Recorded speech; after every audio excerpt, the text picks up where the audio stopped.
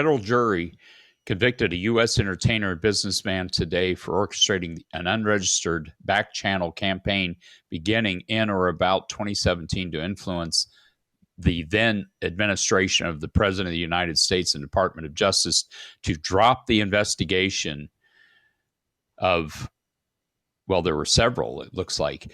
Yeah.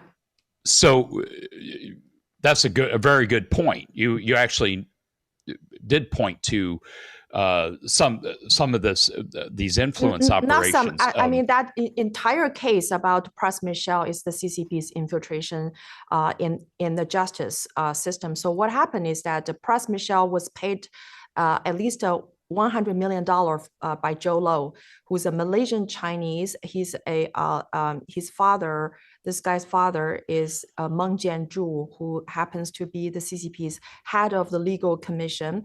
So Jho Low is already, I'm sure you can Google him, and it was reported in many news outlets. So Jho Low is involved in the 1MDB scandal. So basically, he stole about 4.5 billion US dollar from Malaysian government sovereign wealth fund, and he used a small tiny part of that fund to start infiltrating in the US. And he started with the Pras Michel, and Pras Michel got paid $100 million.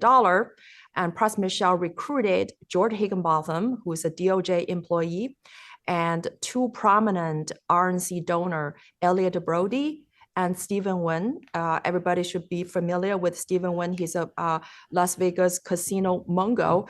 And so, Pras Michel organized all these people travel to Shenzhen, China, and met with Sun Lijun, who is the vice minister of the CCP's public security. So basically, they traveled to China and met with the Chinese equivalent of the head of the CIA.